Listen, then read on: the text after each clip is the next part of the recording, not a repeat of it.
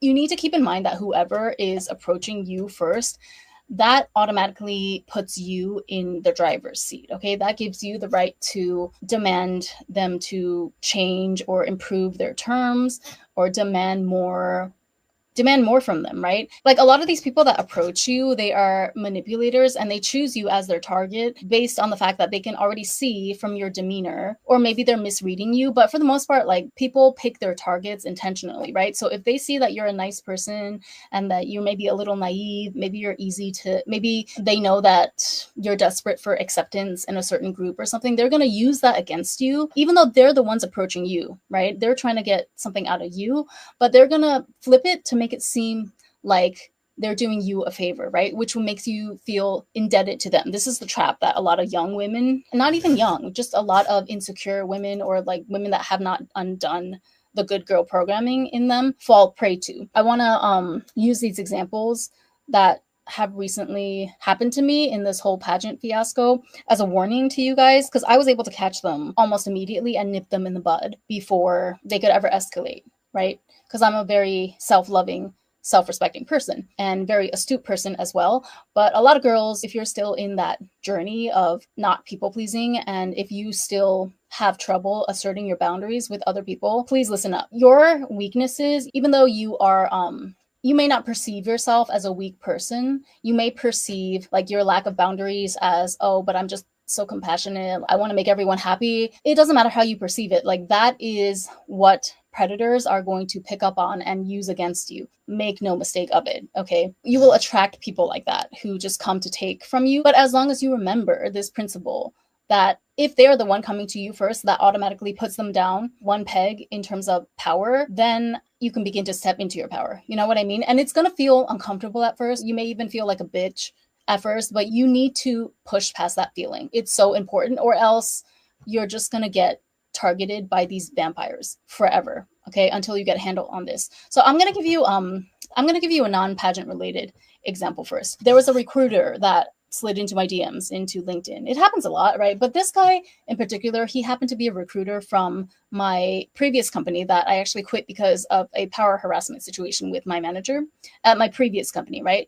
And so this other guy from a different department messaged me and asked me if I was interested, if I was looking for a new role, blah, blah, blah. So then I didn't answer him because I'm like, okay, well, he probably doesn't know that I already quit in like January and I'm working on a new company right now. But then he messages me again. He's like, hey, Ren, I just wanted to know, did you get my message? I'd really love to hear back from you because your skills look like they could fit, blah, blah, blah. When it comes to the game, how would you suggest armoring our mind prior to participating? Exactly what I'm saying right now.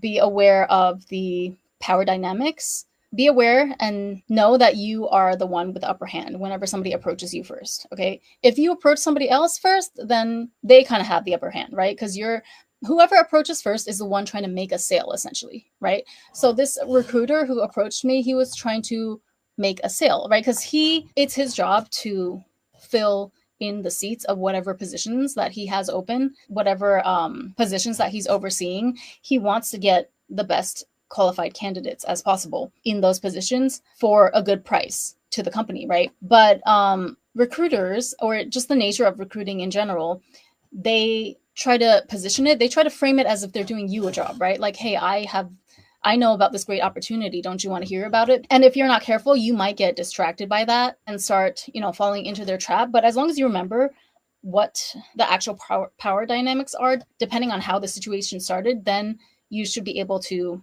control or steer the conversation. Always make sure that you are the one with your hands on the steering wheel, okay? If at all possible. And know that if it ever starts to take a turn where you're not happy or you feel like the other person is pressuring you or making you feel uncomfortable, you always have the option to let go and wash your hands of it, all right? So yeah, with this recruiter example, he was someone who worked at my previous job that I already quit. So then he kept like messaging me a couple of times. His name was also familiar to me. I never met him in person, but I knew his name. Like I saw him running in the same circles as I did on LinkedIn, at least. So I messaged him and I was like, hey, so-and-so, thanks for messaging. Thanks for thinking about me about this position. But just so you know, like I was actually working as a contractor for your company 6 months ago. And then I quit I didn't renew my contract. So I don't know if that's like a conflict of interest, or basically I was telling him like, I don't want you to waste your time, right? Like I'm open to hearing about new positions, like especially if the pay is enticing. That's really what it comes down to, for me.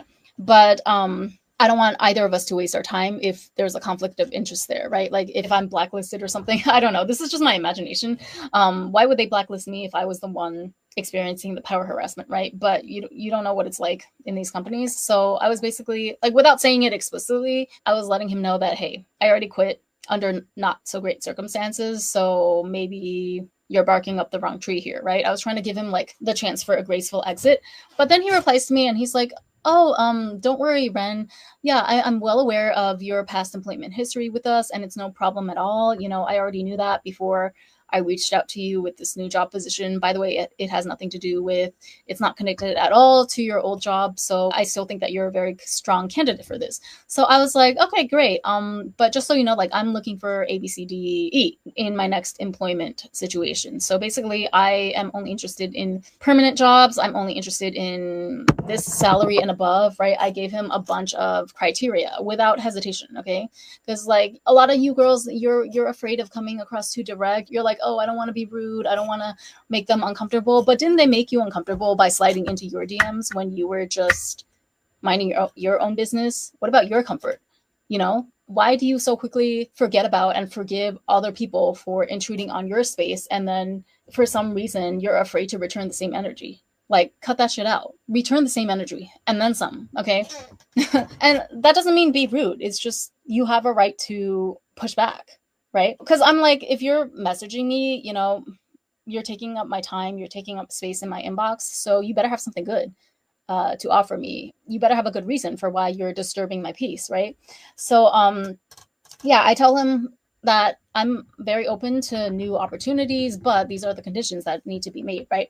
So then he's like, oh, well, you know, I can get like 70 to 80% of the salary that you're requesting. But honestly, for that amount, because I was requesting like a high amount, because duh, why would I go through the trouble of changing jobs unless it was for a significant salary hike? What's the point in that, right?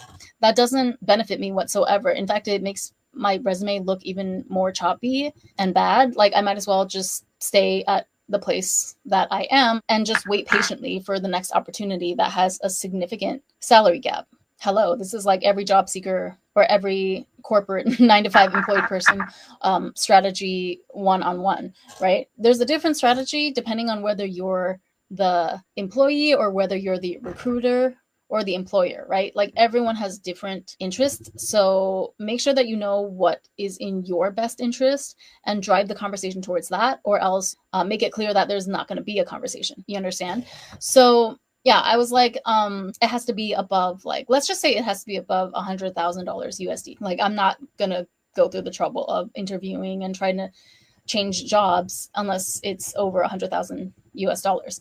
So then he comes back and he's like, okay, well, I do know a few roles that are offering that much, but do you have experience doing XYZ though?